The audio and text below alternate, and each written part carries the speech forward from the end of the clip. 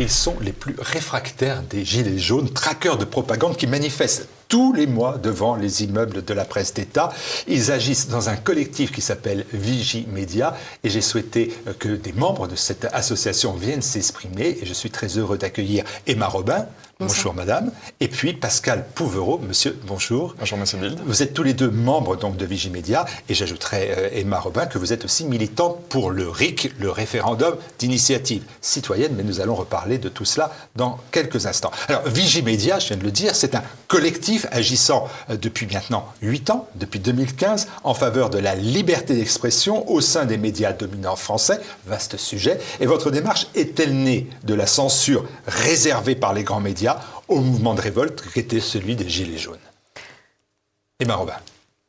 Alors, écoutez, je vais tout de suite passer la parole à Pascal, qui connaît Vigimedia et les membres fondateurs de Vigimedia depuis plus longtemps que moi, finalement, même avant les Gilets jaunes, car Vigimedia débute avant les Gilets jaunes. Alors, explication. Donc, Vigimedia, en fait, ça s'est créé à la base de façon un peu spontanée, en 2015. L'idée, en fait, c'était de montrer que les médias, les grands médias dominants, que ce soit donc les médias publics qui nous appartiennent, parce que c'est nous qui payons les impôts, mais également les médias privés qui sont détenus par des grandes puissances d'argent, ne respectaient pas un certain nombre de règles, voilà, et notamment les règles qui sont présentées dans la Charte de Munich. Donc la Charte de Munich, on s'est rendu compte que ces journalistes, en fait, ne la connaissaient pas. Ce sont les droits et les devoirs du journaliste. Cette charte a été écrite dans les années 70. Et on se rendait compte qu'il y avait un certain nombre de sujets sur lesquels toute cette diaspora de médias ne parlait pas, ou alors donnait toujours un seul son de cloche.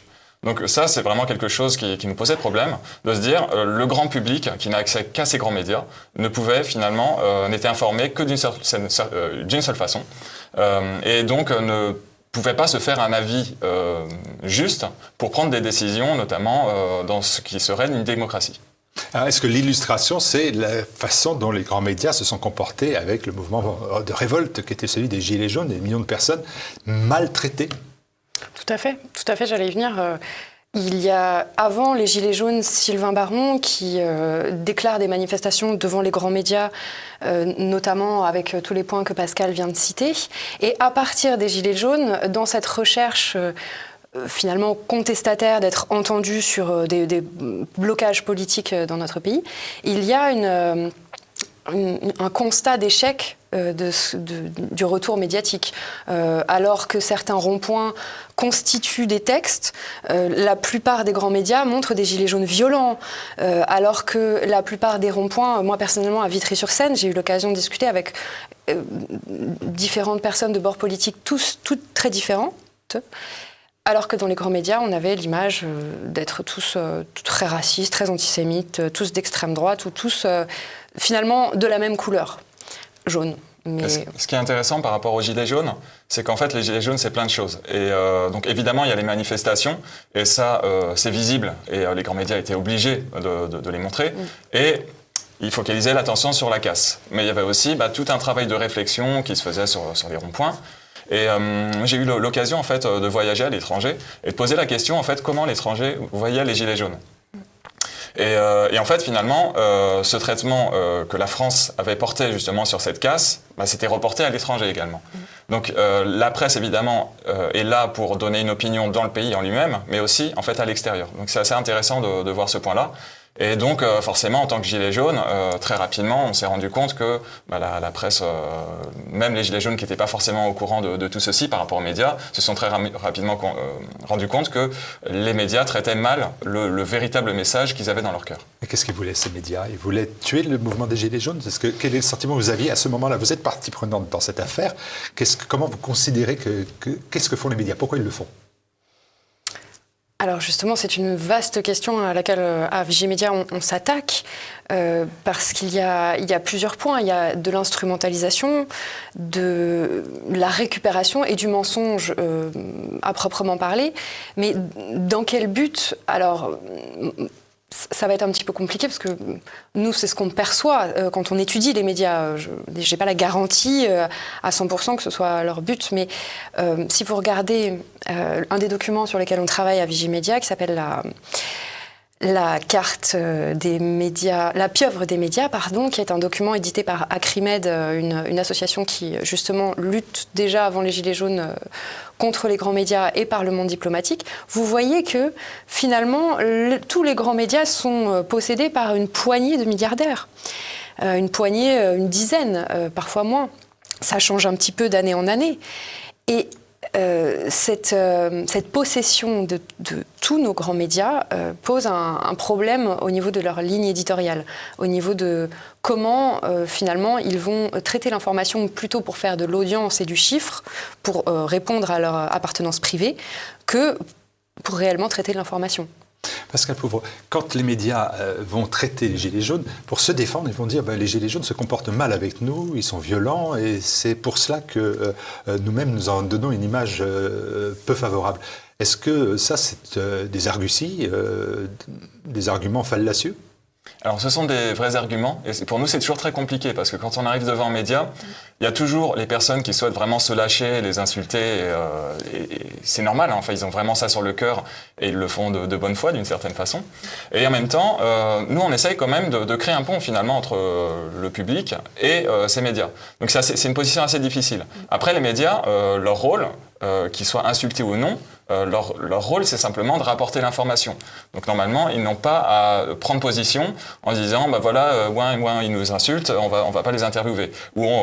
Et d'ailleurs, de toute façon, ils étaient obligés d'en parler, les Gilets jaunes. C'était un mouvement tellement énorme qu'ils étaient obligés d'en parler. Sauf que, encore une fois, sur quoi ils mettaient l'attention, c'est pas forcément ce que les Gilets jaunes, c'était pas les idées qui étaient réfléchies par les Gilets jaunes, mais plutôt les actions sur lesquelles, en effet, il pouvait y avoir différents débordements.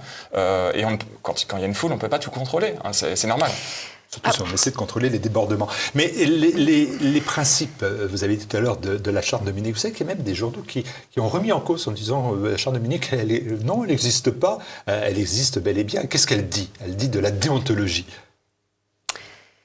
Alors, j'allais rebondir sur un autre texte que la charte de Munich, qui est malheureusement tout aussi important dans les médias. C'est le livre de Monsieur Édouard Bernays, qui s'appelle Propaganda, qui a été écrit, je vais avoir la date qui me manque, les années 60, il me semble. Vous m'excuserez si je me trompe. C'est bien avant. Mais... On est avant, mais c'est pas grave. Mais il l'a écrit, c'est sûr. Pourquoi Propaganda est un livre important à relier aux médias ? Justement parce que ces médias privés vont chercher à se comporter comme des vendeurs d'informations sur un marché, et donc vont chercher à faire du marketing. C'est ça, Propaganda, c'est un des premiers ouvrages qui vous explique quelles sont les meilleures stratégies marketing pour manipuler une population. Et M. Bernays se base sur les travaux de son oncle, Sigmund Freud. Donc il utilise la psychologie, les recherches en psychologie pour mettre du marketing dans la manipulation des populations, stratégies qui sont également utilisées par les grands médias.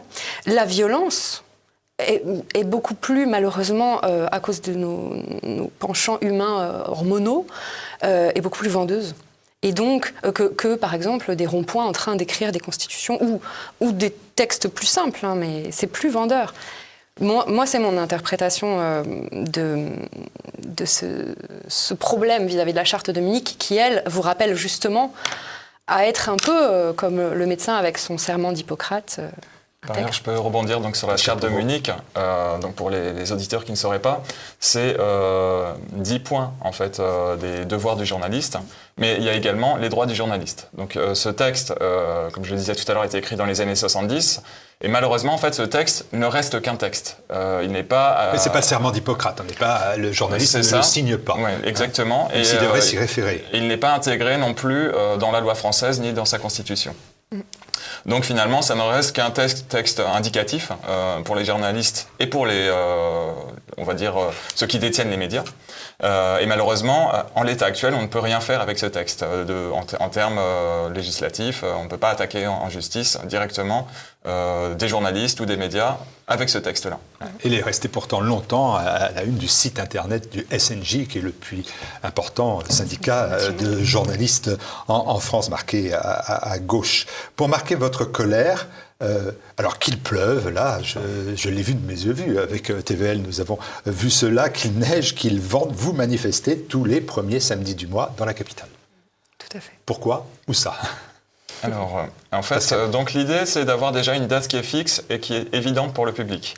Donc, on a choisi les premiers samedis du mois. C'est aussi pour un côté pratique, dans le sens où les personnes qui n'habiteraient pas en région parisienne, c'est le moment où elles vont avoir un petit peu d'argent sur leur compte et vont pouvoir se déplacer. Et donc, le fait d'avoir cette date récurrente, l'idée, c'est pas simplement d'avoir une action qui dure dans le temps. L'idée, c'est progressivement en fait, d'appeler les gens à se réunir, de venir de plus en plus nombreux devant ces médias pour leur faire pression. C'est-à-dire qu'on n'est pas là seulement pour crier des revendications, mais on est là également pour, entre guillemets, faire peur à ces médias et progressivement mettre cette influence du peuple en bas de chez eux, non pas pour les violenter, parce que c'est pas du tout notre intérêt et notre volonté, mais pour essayer justement d'entamer un rapport de force avec une population, donc le peuple, face à ces médias qu'on pourrait appeler le quatrième pouvoir aussi. Malheureusement, lorsque Montesquieu a pensé au pouvoir, il n'a pas pensé aux médias, mais pour nous, c'est vraiment très clair. Les médias sont vraiment un pouvoir en lui-même. Peut-être même le premier maintenant. Vos lieux de manifestation, si je ne trompe pas, France Télévisions, Radio France, l'AFP, BFM TV également. BFM TV, enfin, donc TF1, à la fois LCI, le service la public de l'audiovisuel, service public dirait Gilles William, et le privé. En fait, vous faites quand même une distinction entre les deux ou c'est le même regard que vous portez sur l'ensemble de ces médias? Alors ça dépend sur quel plan. Forcément, les deux sont un peu différents de par leur patron, entre guillemets. Néanmoins, on remarque que justement, que ce soit le service public ou que ce soit des médias privés, dès lors en fait qu'ils ont une certaine audience, il y a des sujets qui ne vont jamais être traités. Par exemple, sur l'idée de sortir de l'Union européenne. Ça, c'est quelque chose. Nous, on s'intéresse beaucoup à différents domaines, notamment la souveraineté de la France. On s'est rendu compte que la voix de la souveraineté est très peu portée dans ces médias. La véritable démocratie également, c'est quelque chose qu'on essaye de développer. Et donc là, exactement, c'est la même chose. Ce sont des sujets sur lesquels ces deux types de médias, quel que soit leur patron, vont donner le même son de cloche. On va en parler. Juste une dernière petite question. Vous avez dit faire peur. Je lis sur votre site, si nous sommes résolument pacifiques et précautionneux sur le plan juridique, et on vous comprend parce que Darmanin dissout plus vite que son ombre, vous croyez néanmoins, vous dites au rapport de force. Faire peur, rapport de force. Vous allez inquiéter M. Darmanin, non ?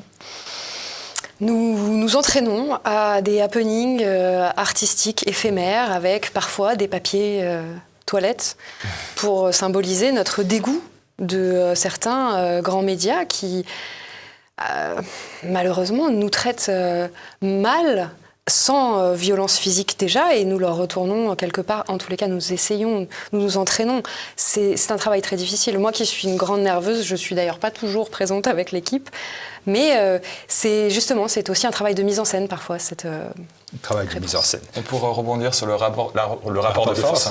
Donc je vous parlais tout à l'heure, donc cette idée de devenir de plus en plus nombreux. Plus on est nombreux, moins on se contrôle aussi. Donc ça peut être compliqué. Et ça peut donner justement ce côté un petit peu dangereux, entre guillemets, pour les médias. Et par ailleurs, on essaye aussi de beaucoup travailler sur le domaine de l'humour. On peut faire très mal avec de l'humour. Et c'est une arme qu'on essaye vraiment d'utiliser tant qu'on le peut. Et puisqu'on parle encore de Vigimédia, on passera sur des questions plus comme le RIC. Là, ça m'intéresse aussi. Le mode de fonctionnement de votre collectif, j'ai bien regardé, il est atypique, disons de gauche, avec une horizontalité des décisions, avec la prise en compte des propositions des militants. Est-ce que c'est... Allez, je vous pose la question, vous allez réagir à cela, bien évidemment. Est-ce que c'est le fonctionnement d'une organisation ouvertement de gauche ou d'extrême gauche, comme on en a connu, et ça fonctionne comme ça, ou est-ce que c'est plutôt la définition d'un comportement que vous souhaitez en adéquation, finalement, avec le fonctionnement chaotique, mais atypique, je l'ai dit, et intéressant des Gilets jaunes. Comment vous fonctionnez? Alors, extrême gauche ou je me permets simplement... J'avais oublié de le mentionner, mais on parle aujourd'hui en notre nom propre, pas au nom ni de Vigimédia, ni du RIC. En tout cas, pour ma part, je te laisserai préciser parce que... Vous êtes des membres, j'ai bien compris, vous n'êtes pas la direction, parce qu'il y a une horizontalité. Et je précise ça parce que le collectif Vigimédia, je pense... moi, je serais plutôt contente d'être appelée de gauche, mais je sais que certains membres du collectif se sentiraient insultés. Et je trouve que c'est ce qui fait la force, justement, de notre collectif. C'est de ne pas réclamer une pluralité d'opinions dans des médias sans nous-mêmes réussir à organiser une pluralité d'opinions dans notre sein. Oui, Pascal Pouvreau, moi je ne vous posais pas la question de savoir si vous étiez de droite ou de gauche, je me disais, est-ce que le fonctionnement est celui d'une organisation, on va dire, faisons simple, mais les organisations de droite, on voit bien qu'elles sont quand même très verticales, avec le chef, la chef, et puis les visions plus horizontales, elles sont plutôt réservées à la gauche, sauf d'ailleurs à LFI, là aussi c'est très vertical. Donc, comment vous définiriez ça ? Donc, nous, concrètement, on fait de la politique. Après, nous sommes partisans, c'est-à-dire que chacun a son avis propre. On essaye justement d'avoir ce côté qui pourrait sembler relativement horizontal, parce que finalement, on se base en fait sur le socle de la démocratie en elle-même. Et même si, voilà, dans un collectif quel qu'il soit, il y a toujours certaines personnes qui vont plus ou moins s'impliquer, et on laisse en fait un certain équilibre se faire de façon naturelle selon la volonté de chacun. Néanmoins, il y a quand même cette volonté de ne pas avoir un chef, entre guillemets. Et d'ailleurs, en l'état actuel, nous sommes toujours un collectif sans rôle directement précisé pour chacun des membres. Donc voilà, il y a ce côté relativement horizontal qui existe. Et en fait, c'est un côté aussi très ouvert. C'est-à-dire qu'on est simplement des bénévoles. On fait ça sur notre temps libre. Et on a un temps limité. Et on appelle chacun aussi à pouvoir nous rejoindre. Donc, il y a ouverture d'esprit, parce que moi, quand je suis venu sur votre chaîne YouTube, à votre invitation collective, tout le monde a donné son avis, j'ai bien compris cela. Avec celle aussi du service public libre. Parce voilà. que... Donc je suis venu, j'ai bien compris, et parmi l'assistance, il y a quelqu'un qui m'a dit qu'il me voit en me disant « moi je suis d'extrême gauche, j'aurais jamais écouté, etc. » et tout, c'était intéressant. Donc il y a véritablement cette ouverture d'esprit, ou est-ce que c'est un vernis qu'on se donne à partisans, mais dans la réalité on roule pour? Alors, moi, j'espère. Je me sens bête avec ça. Hein. Non, vous avez raison. C'est important que, justement, moi, je craindrais que ce soit pris. Parce qu'il faut de la sincérité. Hein, les Gilets jaunes, c'était ça qui était bien. C'était que c'était sincère. Quand ça l'a pu être, ça s'est arrêté. Hein. Tout à fait. Alors, certains disent que ça... Nous, quelque part, moi, dans mon cœur, ça continue les Gilets jaunes, justement, parfois à Vigimédia. Et j'allais vous répondre sur le fonctionnement. Parfois, on balbutie un peu. On en est nous-mêmes à essayer de constituer nos statuts, parce que c'est aussi une mini-constitution des statuts. Et ça prend beaucoup de temps. Ça prend des... J'ai ma transition. Ça prend beaucoup de temps parce que des Gilets jaunes, vous avez gardé des points fondamentaux invités. Donc, toujours sur votre chaîne YouTube. Alors, j'ai vu, au sein de votre assistance, parmi vos responsables, ou les responsables, l'attachement au RIC, au référendum d'initiative citoyenne. Et je me pose la question, est-ce que c'est la clé de la démocratie directe ? Et là, je vous ramène à ça prend beaucoup de temps. Alors, je vais peut-être rebondir. Là, je vous parlais de démocratie directe. Et nous, ça nous semble un peu étrange de devoir utiliser ce mot direct. Démocratie, la démocratie tout court, a un d'accord. sens en lui-même. Amendement adopté, si vous me permettez. Vous voyez, ça va beaucoup plus vite, ça ne prend pas beaucoup de temps avec moi. Donc, est-ce que c'est un élément de démocratie, le référendum d'initiative citoyenne ? Et on voit bien qu'il a bien évidemment des difficultés d'organisation et que ça prend du temps. C'était ça qui m'a amené à vous poser la question. Pourtant, vous êtes attaché à cette notion de référendum d'initiative citoyenne. Comment on l'organise ? Alors, vaste question, effectivement. Commencer par la notion de démocratie permet d'ouvrir un petit peu des portes au sujet de cet outil de la démocratie qui n'est pas le seul, puisque, par exemple, le tirage au sort est un autre outil de la démocratie. Néanmoins, notre régime représentatif qui se dit démocratie n'a pas ces outils. Et de plus, nous avons une Déclaration des droits de l'homme et du citoyen, où l'article 6 écrit que la loi est la volonté de l'expression générale. Et des sondages sont faits, par exemple à Espoir RIC, qui montrent que 73% des Français veulent ce RIC. Et donc, comment faire pour que cet outil arrive dans notre régime et que cette démocratie ait vraiment tout son sens, finalement ? Eh bien, je vais repasser par ce temps long qu'est le processus constituant. Et personnellement, je milite pour ce référendum d'initiative citoyenne. J'aimerais qu'il soit écrit en toute matière, parce qu'il a plusieurs matières dans la Constitution. Mais la matière qui permet de l'écrire dans la Constitution, c'est la matière constituante. C'est la matière qui permet d'initier, en tant que citoyen, pas en tant qu'élu, parlementaire ou politicien rémunéré, on va dire. Enfin, si vous n'êtes pas élu, vous êtes aussi citoyen, mais en tant qu'individu seul, de récolter des seuils qui déclenchent un référendum sur une question, et du coup une question qui modifie la Constitution. D'une certaine façon, en étant assez rapide, moi je le vois, en tout cas personnellement, comme une porte d'entrée vers la démocratie. Dans le sens où les décisions ne viennent pas d'une autre instance. En l'état actuel, les référendums, alors déjà, on n'en a pas beaucoup, hein. Mais en plus de ça, ils sont initiés ou bien par le président ou par le Parlement. Référendums locaux aussi. Il y a des locaux également. Mais il y a vraiment cette notion de se dire, c'est vraiment le peuple aussi qui va initier l'idée de ce qu'il veut. Et c'est pas simplement un QCM, entre guillemets, où on va cocher des cases en je veux ceci, je veux cela, ou je ne veux pas ceci ou cela, mais de formuler nous-mêmes les questions. Donc voilà. Oui, j'entends bien. Donc le RIC, j'ai bien compris, c'est pas une question que l'on vous pose, c'est une question que vous avez suscitée, que vous posez à l'ensemble des citoyens. Vous avez comme l'initiative. Et qui émerge aussi de façon crédible du fait que ce soit une grande quantité de personnes qui les introduit. C'est pas un certain nombre, une petite oligarchie qui décide ce qu'on va faire, c'est vraiment le grand nombre qui va apporter les choix de société. Eh bien, c'est une bonne question parce que ça m'amène à la question que j'avais préparée quelque part, la voilà. Qu'est-ce que vous pensez de la démarche de, par exemple, la tête de liste aux européennes pour Reconquête, Marion Maréchal, qui, elle, propose le RIP, le référendum d'initiative populaire partagé, qui dit qu'elle est... pour elle, le RIP est le seul outil juridique pour imposer, dans son cas précis, à Emmanuel Macron, un changement de politique en matière d'immigration. Et elle se dit prête à lancer la récolte de 4,8 millions de signatures. Est-ce que ça, c'est quelque chose qui va dans ce sens que vous souhaitez, ou vous considérez que c'est petit bras, inatteignable? Votre point de vue? Je ne parle pas sur la question de l'immigration, je parle sur la technique du RIP. Alors, la question de l'immigration. Communément, le RIP, référendum d'initiative, soit populaire, soit partagé et soit, pour ma part, parlementaire, fait référence à l'article 11 de notre Constitution. En l'état, cet article 11 a déjà un seuil un peu 10% à 4,7 millions. La différence avec, il me semble, peut-être, alors je dois vous confesser, je n'ai pas lu en détail le projet de Madame Elle a dit 4,8 millions, il faut, donc c'est bien. Mais voilà, sur l'article 11, on a un seuil à 4,5, 4,7, 10% du corps électoral, il me semble, si je ne m'abuse. Néanmoins, le problème, ce n'est pas le premier problème de l'article 11. Le premier problème, on est encore sur la définition de qui a l'initiative. Et dans l'article 11, ce sont des parlementaires qui peuvent initier. Il vous faut 5% du Parlement, à peu près 180 parlementaires.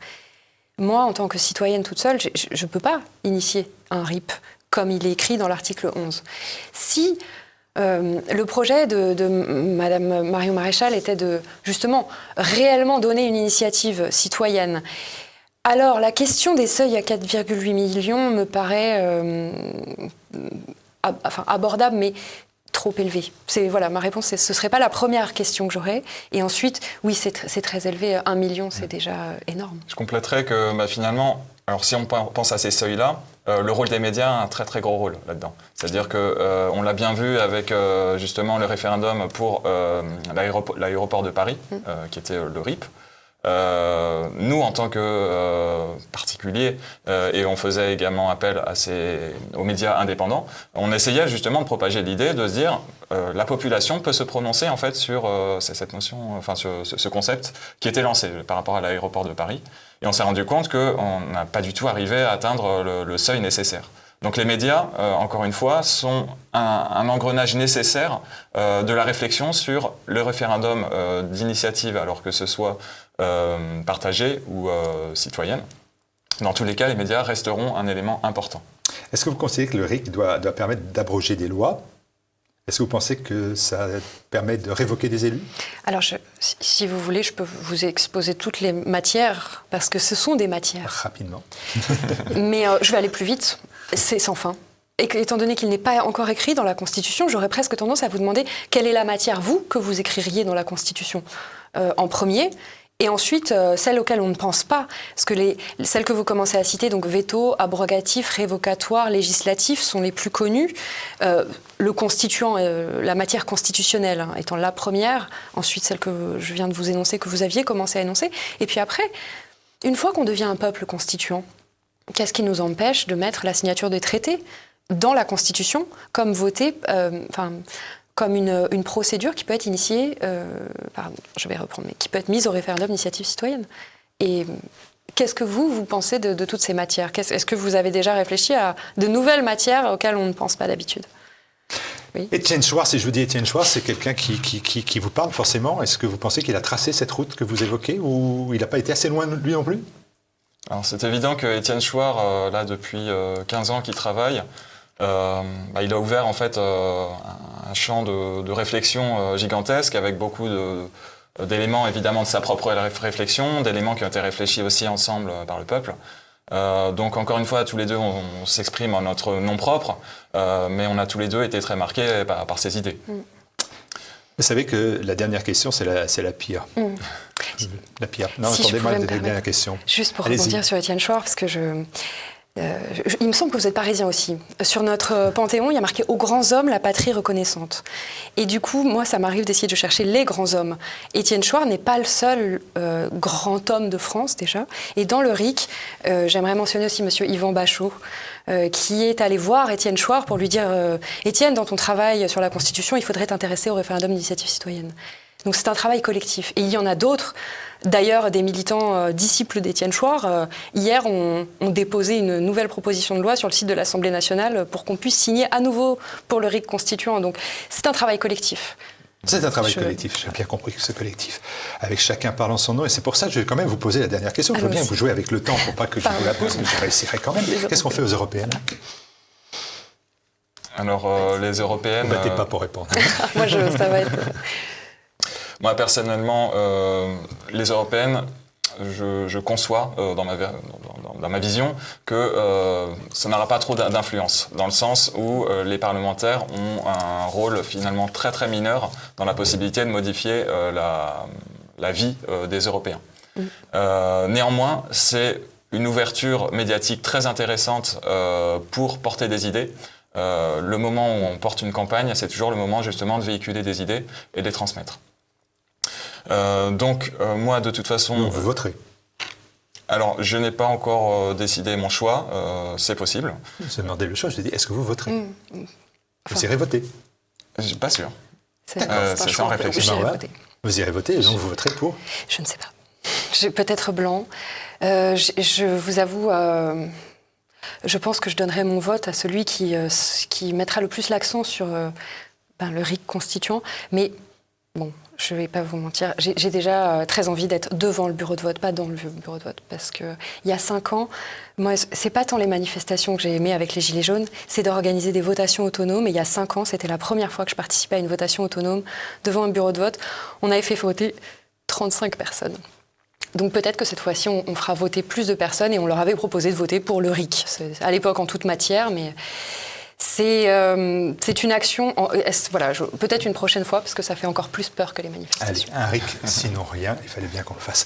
Merci beaucoup Emma Robin, merci Pascal Pouvreau d'être venu vous exprimer librement et rarement sur les chaînes de télévision, qui sont celles-ci alternatives, donc absolument libres.